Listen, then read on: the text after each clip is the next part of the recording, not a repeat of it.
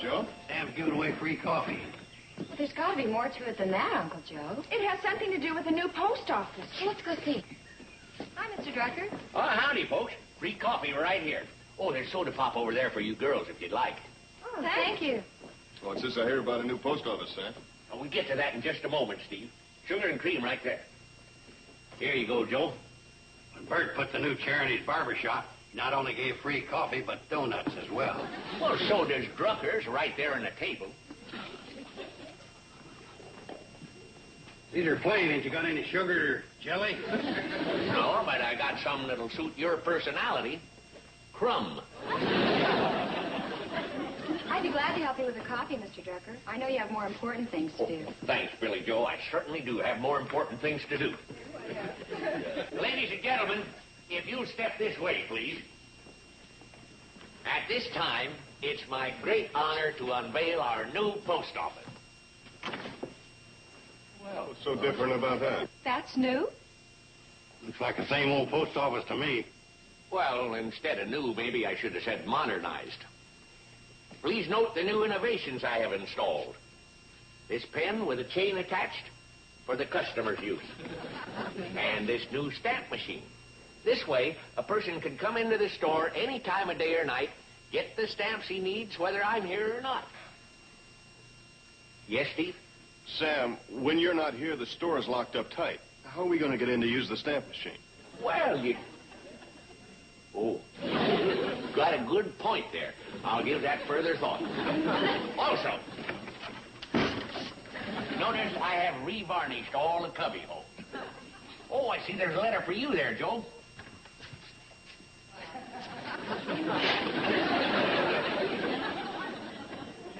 Maybe I should have waited until the varnish dried. Haven't this letter's from a research firm in Newark. With a check for my theories in interplanetary space travel, I'm going to sue you. You don't have to worry, Joe. Huh? It's from the AC-Doocy Novelty Company. Maybe it's about the Mark Decker cards you sent away for.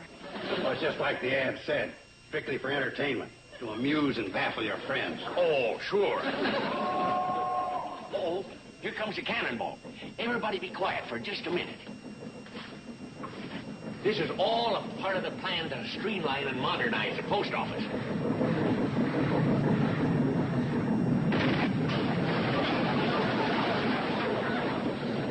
That's her. Come on, everybody. There she is. A first for the Hooterville post office. I don't get it. Well, Wendell tossed the mail sack off while a cannonball was speeding by. Something I saw on the mail line on my way back from Topeka. How did it work? Oh, Peter. Oh, there's a few little bugs to work out. Sam, the cannonball stops right there. Wendell could walk the sack over. Yeah, he could, Steve. But this is a space age. We timed it out. This way it saves 40 seconds. And these days, every second counts. Well, here we are. The day's mail for Hooterville. Is that all the mail they're in? What's in the rest of the bag? Wendell's laundry. Here you go, Steve.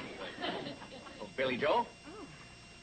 And here's one for Doc Craig. Well, I'll see that she gets it. Oh. Well, what do you know? Who would have ever thunk it? What is it, Sam? Who would have ever thunk it? What are you talking about? You know, that's absolutely amazing. Who would have ever thunk it? Will you tell us what you're talking about, and we'll let you know whether we ever thought it. Thank you. Will you quit beating around the bush and open that thing? Just read that address. Postmaster Samuel Drucker, Hooterville Substation, Hooterville. Now take a look at the sender. Post Office Department, Washington, D.C. It's really from the main post office in Washington. Yeah, it's got to be. The letter's got no zip code on it. I wrote those fellers down there and told them all about me streamlining and modernizing our post office, but never in the world did I think those fellers would bother to answer little old Sam Drucker clear out here in Hooterville. Well, all I can say is... Oh, yeah, we're thinking. Now will you open the damn blame thing? Well, I want to save the envelope to post on a bulletin board. Dear Postmaster Drucker, We regret to inform you that due to the economy drive in the post office department, we will be closing the Hooterville substation. What? Well, Daddy's not there. We have to wait all that time. And then it goes on to say how this will be put into effect. Well, that happened in a hurry. From a modern substation to a dead letter office.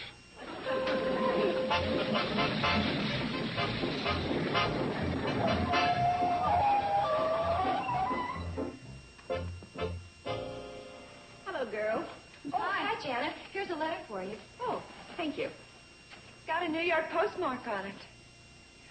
Well, you see, Janet, when a letter shows up around here with a New York postmark on it, it sticks out like a sore thumb. Usually our mail is from Crabwell Corners or Pumpkin Center. This probably has to do with a medical conference that's coming up. Oh, that sounds exciting. Well, exciting isn't exactly the word. It's just a group of people in the medical profession gathering to discuss new techniques and discoveries. Yeah, but in that gathering are a lot of young doctors. And you may be right. I never thought of it that way. You know, this might be the last letter you'll ever get from the Hooterville post office. Oh? Mr. Drucker was notified today that his substation's going to be closed. Oh, what a shame. Girls, I've got the answer. Hi, Doc. Hello, Joe. Doc, you can get in on this, too. We're trying to think up ways to save the post office. Well, I'd love to help, but right now I have to make some house calls. But you'd let me know if there's anything I can do. Okay. Oh, say, Doc. Oh, it seems to have cleared up. Thanks. Goodbye. Best thing that ever happened letting Doc move in the hotel here. That way we don't have to pay for house calls. Joe, what about the post office? Oh, yeah. Well, here, sit right here.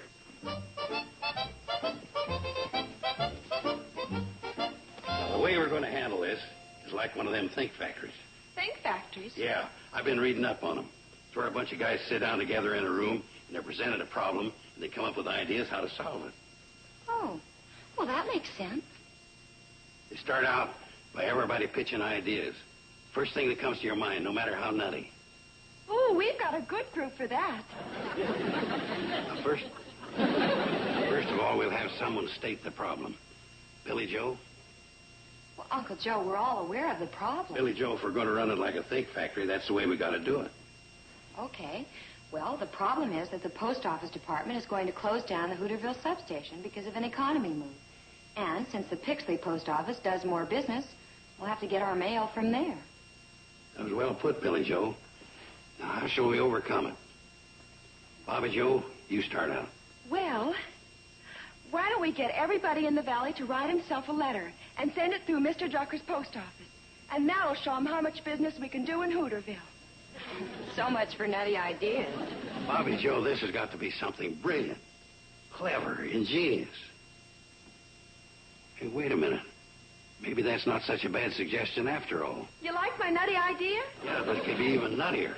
I'll take care of that part. Let's see. Yeah. Now all we got to do is have you girls help me canvass the valley. Sure, we'd be glad to help. Oh, anything to keep the post office open. Petticoat Junction will return after...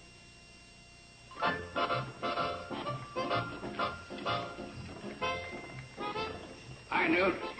Oh, hi, Joe. Anything you want to borrow's in there. I didn't come to borrow anything.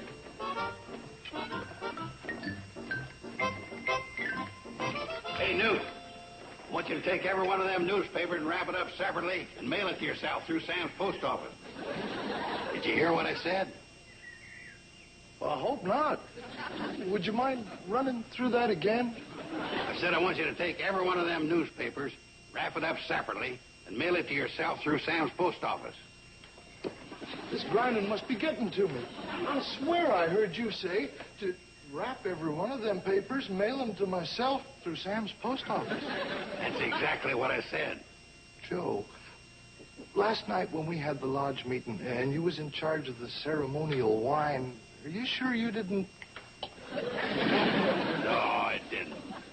This is all for a good purpose.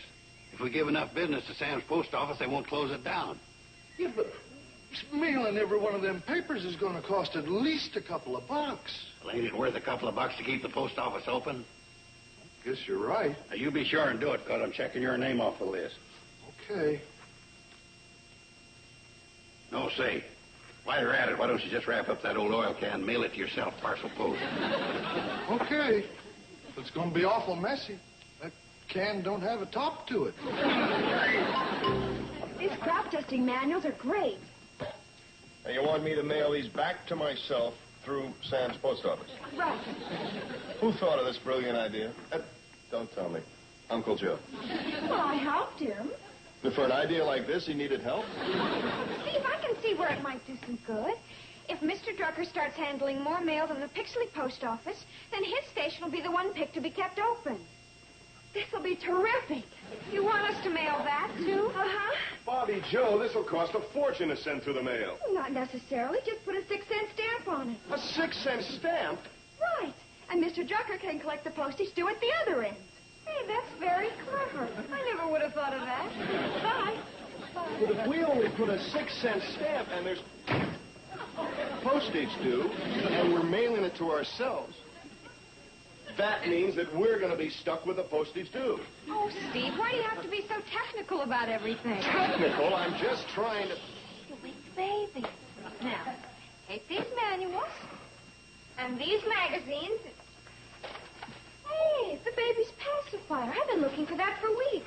Could I use it until the baby wakes up? Oh, is my oldest baby upset? That's a much better pacifier.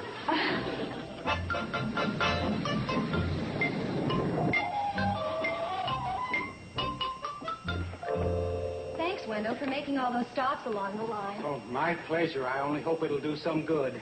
Well, everybody promised to cooperate, and I know I can count on you. Oh, you can. I've got a stack of old train magazines I can mail to myself. Oh, perfect. Oh, Billy Joe. Yes? I've got this bunch of letters I could mail, too. Oh, good. What's that smell? Oh, sachet perfume. Wendell, you old rascal, you. I was going to mail them before, but I just couldn't make up my mind. A lady friend? Mm-hmm. Emma. One day I'd think I should mail them, and the next day I'd think I shouldn't. It's been quite a decision to make. I can imagine. How long ago did you write them? 8 years ago. 8 years? Mm-hmm. My, how time slips by. Well, Wendell, why don't you go ahead and mail them anyway? Oh, no, I really don't think I should. How come? 6 years ago, Emma moved to Australia and married a rancher, and now they have 4 children. And under those conditions, I've kind of decided against it. Oh, but yes, I'm inclined to agree. Well, bye, Wendell. See you later. The sachet really holds up well. I'm sorry about your order, Mrs. Tucker, but things have been real hectic around here for the last couple of days. Yeah, frankly, I've been going in circles. Well, look, maybe I could deliver your groceries sometime today. Huh? Too late? Your dinner party was yesterday? Yeah, Mrs. Tucker. Morning, Sam. What's new? Joe, you're just the guy I wanted to see. Where you been for the last couple of days? Busy. Doing you a favor. Some favor. Come here. Boy, what do you know? Yeah, what do you know?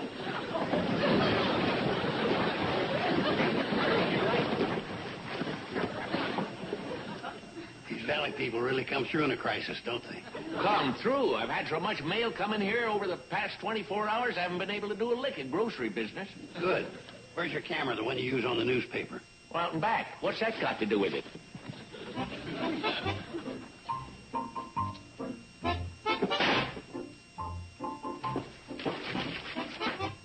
An oil can. People have mailed in everything but the kitchen sink.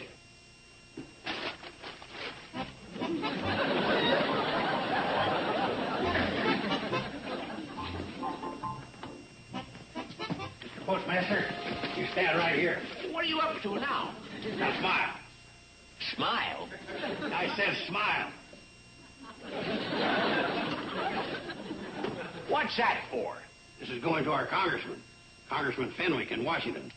And the caption under the picture is going to say, Postmaster Drucker and a day's mail in the Hooterville post office.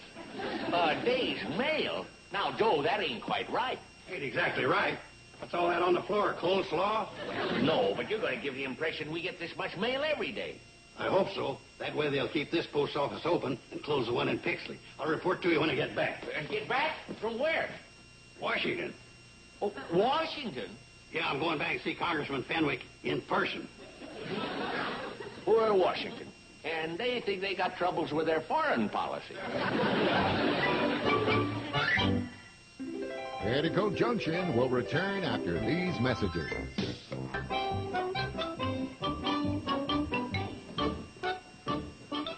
Gosh, I hope she's in. Me too. Janet, may we talk to you for a minute? Oh, yes, of course. Here, let's sit over here.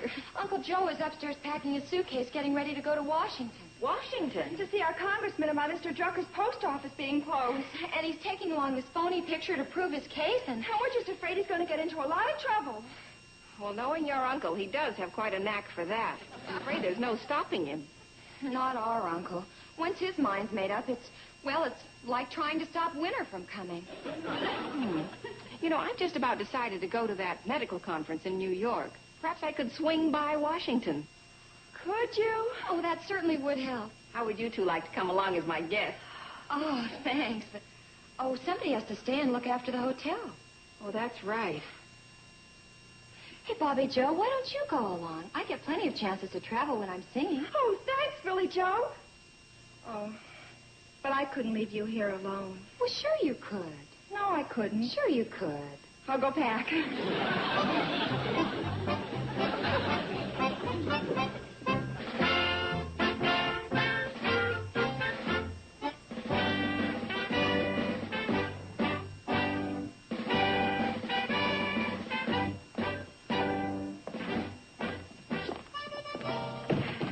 Boy, what a runaround. Yeah.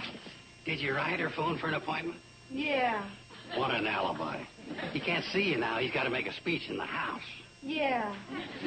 After all, Joe, he is a congressman. Yeah, but they're always talking with each other. Why can't he take time out and talk to a voter? Yeah. Well, as long as we're here, let's make the most of it. Let's go and see the sights. Okay, but if he's not in when we get back, I'm going to release this picture to the press.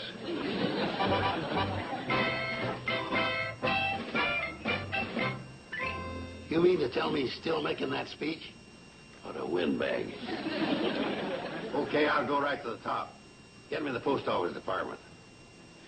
Joe, do you really think you're doing the right thing? I mean, that picture is sort of a fraud. Hello, post office department? I want to speak to the postmaster general. Oh? How about the postmaster lieutenant? Postmaster corporal? Well, who can I speak to?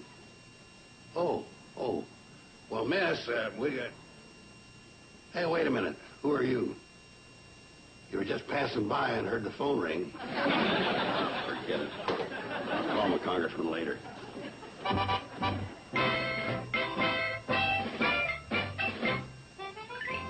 He can't still be making that speech. Oh, he's through, but he's too busy to see me. Well, listen. You tell him this is Joseph P. Carson from Hooterville. I got 5 votes in the family. Right. They're all alike. He'll see us at 5.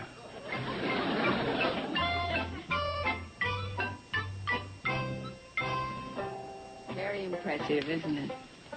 Yeah. Old Abe. Like I always said, he was the best one. We learned the Gettysburg Address in school, but I couldn't recite it now. I think that's true with most of us. Let's see.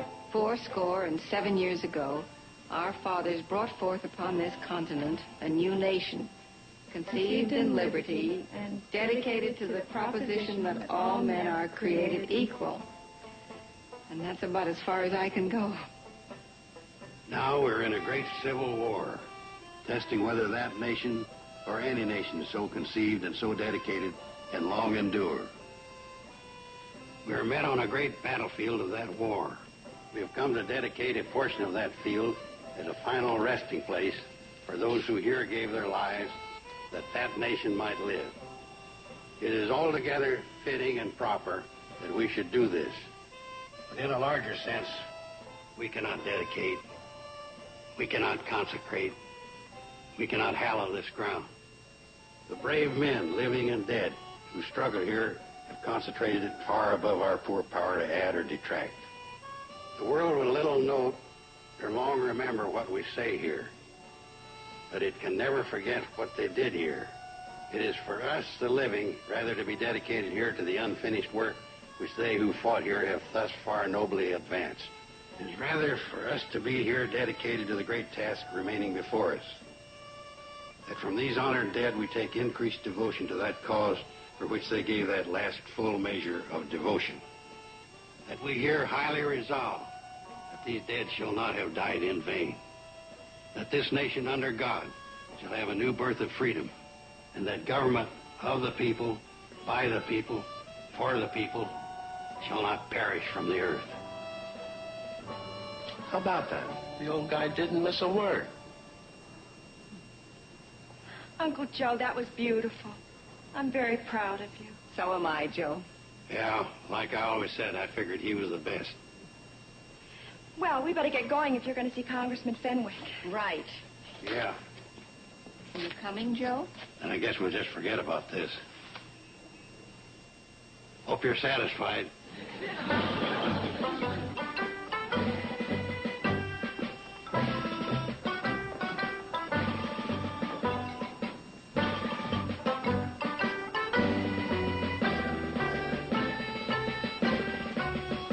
That was a good thing you did back there, Joe. Yeah, great. I guess I blew the post office. Now I gotta face Sam after all that yakking I did. Uncle Joe, look. Oh, that poor little feller. No, wait. He's very frightened. He may bite you. Yeah, maybe he'll go from a jugular vein, then I won't have to face Sam. There. That's a nice boy. I'm your friend. I'm going to help you. Hope he ain't one of them foreign dogs that don't understand English. There now. Easy.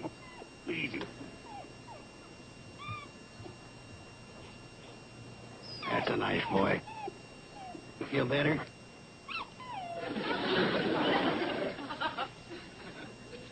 Must have been a girl dog. Yes, I see them. Yes, sir. Hold. You were seen from up at the house. Oh, we didn't do anything. There's no film in the camera. We don't even have a camera. No, you don't understand. That dog is a very special pet around here. The boss saw what you did.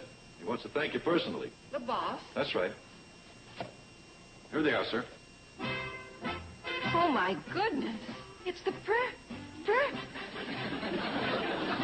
Hi, I'm Joe Carson, Hooterville. 5 votes in the family. Golly.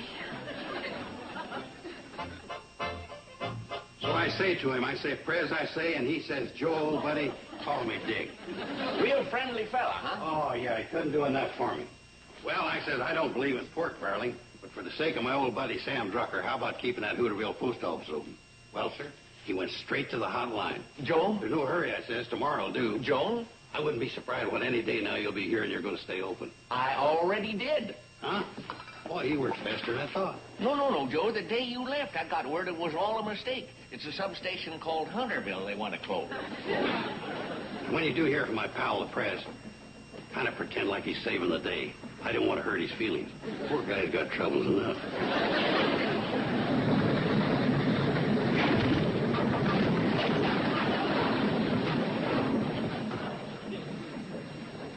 Mail's here.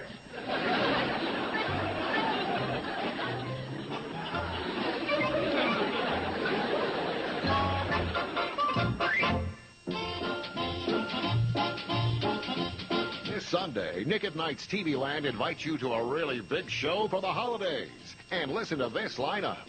Count Basie, Diana Ross, Paul Anka, Arthur Godfrey, George Carlin, Alan King, Alvin and the Chipmunks, and Bing Crosby singing White Christmas. Don't miss the Ed Sullivan Show Christmas Classic this Sunday night at 8 Eastern, 5 Pacific, only on TV Land. Now, stay tuned for Mr. Ed, next on Nick at Night's TV Land.